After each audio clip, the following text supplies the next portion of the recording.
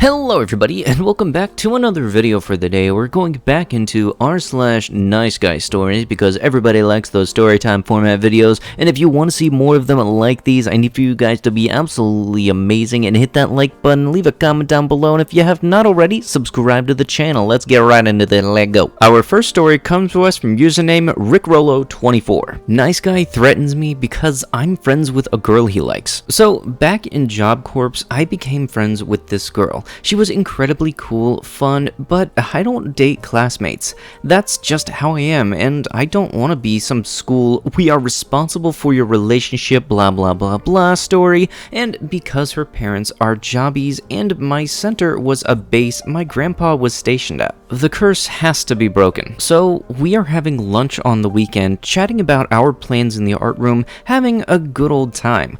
I look over and sat a man-child, had a blonde fro, pasty skin, and an ill-fitting shirt. I wasn't paying attention to him, but he was sure as heck watching me. He looked mad as heck, like as if he was gonna jump. So my friend and I get up and we slowly make our way to the tray drops. I walked by and he had this really angry stare and he hiked up his glasses. We will call him MacLeod after Highlander. Sorry for any type of mispronunciations, I haven't watched Highlander yet. I go back to my dorm, ready for half a day of watching TV and relaxing when I felt a hand on my shoulder. "She doesn't like you," MacLeod said.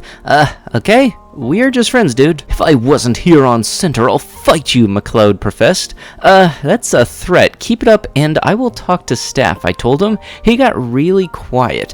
"Fine, but if you make me mad, I'll come at you with my sword." I started laughing and asked if he was joking. "I have a long sword and I trained with it, butthole." I'm still laughing. "I'll kill your family," MacLeod threatened. I laughed even harder because Highlander forgot what century and country this is and doesn't know where I live. He then plays a video. He is showing his sword. Bad posture, low quality steel, swinging into a pumpkin with lots of struggling. "That will be you."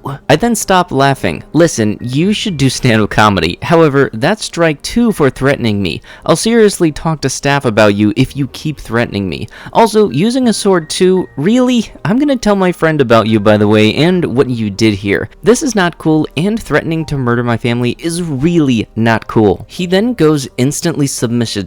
"Don't tell her. I really like her, and I deserve her. She is my type of woman. I have a thing for short-haired women with her badongers like her. Do you know if she is into anime? I'm really not a violent person. I was kidding. Can I sit with you guys?" I just stared at him. "I'm gonna go. I'll talk to the staff about you threatening me. I'm done with this conversation." Instant man-baby tears. "Don't do that. I love her. I want her, you dong." Job Corps being Job Corps kept this dude because they pity the pitiful. I informed my friend of MacLeod and she knew already. That day she sat with me. MacLeod was already actively stalking her, holding the door for her, but slammed it on another girl. He made creepy remarks about how she doesn't need to wear guy clothes, that she should wear a dress to show her figure. Apparently he cut class to watch her work and made her uncomfortable. He didn't like the fact she worked on and restored her own car. This is because he didn't drive, but cited, "A lady such as yourself doesn't need a car." MacLeod, being on her lunch schedule, would try to hold doors for her, hand her plates and trays, follow her to the bathroom door. She reported him several times, but sniveling worked on him. When she graduated, we had a tearful goodbye and promised to keep in touch, and I attended her graduation getting an invitation. She even grew her hair out for the occasion. Next day, I'm at our table alone eating breakfast and enjoying my morning. MacLeod walks by slowly, looks at me. "Where is she? Did you two break up?" I told him she graduated, got a job, and went home, and we are not dating. "Well, she said you were." I told him she probably did that to get you off her case. Now leave me the heck alone. He then walked away distraught until he saw a chubby Asian girl. He then sat with her. Apparently, he tried to talk her into sleeping with him because "I will treat you better than the jerks here, and face it, we both are the same" speech. A security guard heard him, and she immediately told him, "You're going home." He's bawling hard, and the the guard's not taking his shot. Your mom's gonna find out, McLeod. Sadly, this time, there can only be none. Our next story comes to us from username Miss Hobbit Kisser. Mr. Nice Guy coworker was blatantly inappropriate with me, but I was the one in the wrong. Okay, I might feel a little guilty about posting this and delete it later because I'm afraid he'll find it. But while I'm salty, it shall stay up. I was kind of an ugly duckling in high school, but I discovered my style my senior year, and I've gained confidence in myself, and people were attracted to me because I was radiating being comfortable with myself. My friends describe my style as going to my sugar daddy's funeral. I wear a lot of black heels, and I only wear skirts and dresses and red lipstick. It seems like an uncomfortable way to love to some people, but honestly, this is who I am, and I only ever get compliments. I work in an office where I go to school. I love my job. I love the professors that come in and the people I meet. I love my boss too. He comes in later in the story, but he's like my father, even though he's only like 10 years older than me. So when I was interviewing for the job, I met Nice Guy. He was very quick to compliment me on how nice I looked, and I gratefully accepted it because it was just a compliment, and I like compliments. Somehow, when I got the job, I doubted my own abilities and thought I only got it because Nice Guy seemed to think so highly of me first impression wise. I later realized Nice Guy literally did not have a say in this, and he's kind of the office joke, so it didn't matter what he thought. My interactions with him later weren't particularly worrisome. Yes, occasionally he'd be kind of touchy, but it wasn't inappropriate. I'm okay with a hug every now and then as long as it's not forced on me. I thought this was just his personality anyway. I didn't think it was creepy and that he was constantly complimenting me because he was doing it to other women too. I have a vivid memory of him telling a married woman that he liked her new perfume. Anyway, I did nothing but accept his compliments as everyone else did. Something you need to know about Nice Guy is that he's a bit disturbed mentally. I don't want to go into detail, but he definitely self-medicates and he doesn't sleep much. This caused him to have days where he absolutely cannot regulate his behavior. On this particular day, I just came to say hi to everyone before I went home for the day. I didn't work until later that night. He greeted me with a, "Hey, Miss Sexy Pants." That was the only first in my entire life I wore leggings to class, and it was the last day as well. Apparently, my butt makes people act like it's a full moon because he wasn't the only one hitting on me that day.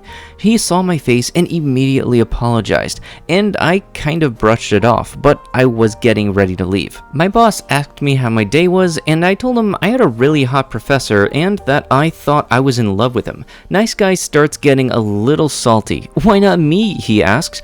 I blatantly ignore him and go off to talk to someone else. "He's not that funny," Nice Guy says, as I laugh at some old man's dad's jokes. I was really having to leave then, so I said goodbye to everyone, but while I was leaving, he hugged me and went on his rant about how I was going to be on a yacht drinking $1,000 champagne on my parents' credit card someday and to have fun, but not too much fun. Is this what people act like when they're high? So I did what I do when I want a guy to know he's not good enough for me.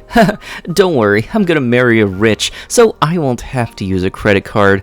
I don't mean it, but if these weirdos think I'm a gold digger, they'll leave me alone. Then he was like, "Do I look rich to you?" And I didn't answer because I know he's a 32-year-old man that makes $10 an hour, but he kept asking me anyway. Anyway, I told my boss about this and how I'm just going to avoid Nice Guy from now on. He said out of respect for me that he'd have a talk with the Nice Guy in a few weeks about being more professional, that way he couldn't connect it to me. Long story short, another coworker went behind our back and told Nice Guy that I told my boss and he was pissed. He denied the whole thing. It was the end of January, but I came to work to find the Christmas card I gave him on my desk with a sticky note that said, "Thanks for the thought, but no thanks. Petty." The last of it was a few weeks ago when my best friend was working with him. Apparently, he went on a half-hour rant about she be out here telling our boss that I harassed her when she out here flirting with all these old white men. I wish I could describe the hand gestures my friend imitated, but imagine a gangster telling you you just sold him fake weed.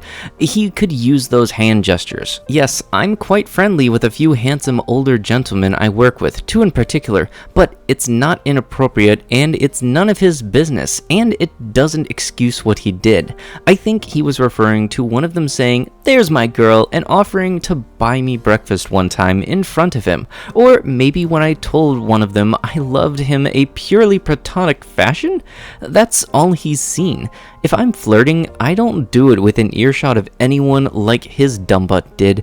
It's not my fault they like me either. Maybe if he was just as respectful to me as the other men in the office are, I would still be his friend, no? P.S. One of the old white men told me he brought part of his knife collection to school one time. I'm imagining a katana, so pray for me. Our last story comes to us from username The Name Savan, Maxwell the Oblivious. About 3 months ago, I was assigned to work with a group for an assignment in English 2. The group consisted of a couple of good friends and one very obnoxious guy who I'll be calling Maxwell for the rest of this post. Now, Maxwell was and is known for being incredibly loud, and he has a weird tendency to constantly tell people that he's happy and then act like it's something he wants kept hidden. Before I continue any further, I need to clarify that my problem with Maxwell isn't that he's happy, it's that he can't take a hint that I'm not. Anyway, the conversation with my group starts getting a bit weird, and everyone starts talking about all kinds of things like past relationships, stories of dumb stuff they've done, and the odd sob story here and there. Eventually, one of my friends in the group brought up that I had experimented with a dude in the past, and immediately I saw a disturbing excitement flash across Maxwell's face. I was quick to bring up that I had found it wasn't for me, and how I had no desire to be in a relationship with a dude. The following day, Max comes in and sits at my desk before the group assignment begins, and he starts asking for all of my social media. He asked for my Snapchat, my Instagram, my phone number, and even my freaking address. I just lied and said that I didn't have a phone as well as no social media because my parents were very strict. He said that he understood, and then he winked at me and leaned over, closing his eyes. I recoiled and told him directly that I didn't swing that way. He got up with his blank, dumbfounded expression on his face that made him look like a goth Quasimodo. Later, when we get back into groups, he starts asking about my family life, and then decides to make a joke about me being, by my parents. Then my dumb butt friend chimes in by telling him about how my aunt tried to, I'm not saying any of that, me as a kid, and suddenly Max starts talking about how he'll always be here for you, and then he leaned over to put an arm around me. I scooted away from him, and thankfully he retracted his hand. Later, we moved to the next station in the group activity, and he says this, "Hey babe, could you go get my notebook?" I told him not to call me babe, and then I went to get his notebook like an idiot. So then he thanks me, calls me senpai, and smacks my butt on the way to my seat. About 2 weeks pass, and he keeps doing the same stuff. My best friend kept noting to me how he would notice Max staring a hole through my butt, and that was it. Then one day, I got a girlfriend, and my friends go telling the entire class. Max, of course, doesn't take this well, telling me to leave her because, in his own words, "I'll love you more than she ever will." I went to the principal as well as the teacher of that class, and she had a discussion with him later. He comes back into class the next day telling me how I betrayed him and asking if we could still be friends. I ignored the question and kept working, prompting him to slam his fist into the desk, growling at me about how I wouldn't blow him off like that again. He moved to another desk and we were given an essay to work on. We were allowed to listen to music, so I shoved in my earbuds and got to work. He wouldn't stop saying my name, tapping on my desk. I just turned up my music and hoped that Megadeth would be loud enough to drown him out. Then he starts practically yelling and tapping my shoulder, at which point the teacher takes notice and tells him to get to work. Shortly after this, a couple of my friends told me they were receiving death threats from Max. He sent me a friend request on Facebook having found my account, and I blocked him immediately. After that, I started noticing him staring at me with this "I'm taking a really angry shot" type expression. I guess he was trying to be intimidating, but he just looked like a pissed off thumb. Eventually, one of the friends he was sending death threats to showed me something that's much better for me, but absolutely terrifying for him. Turns out, he started hitting on this friend of mine. It should be noted that the friend that he is hitting on is exceptionally homophobic. Thankfully, he seems to have lost interest in me, but I've noticed Max staring at my friend a lot recently, so if he tells me anything the creepy frick muffin does, or I witness it myself, I may make a part 2. And with that, that is going to have to be it with the video. If you guys would like to be absolutely amazing and see more videos like these, hit that like button and leave a comment down below. Lastly, if you have not already, subscribe and hit that notification bell. I'll be sure to see you guys in the next one. Thank you so much for watching, and bye bye.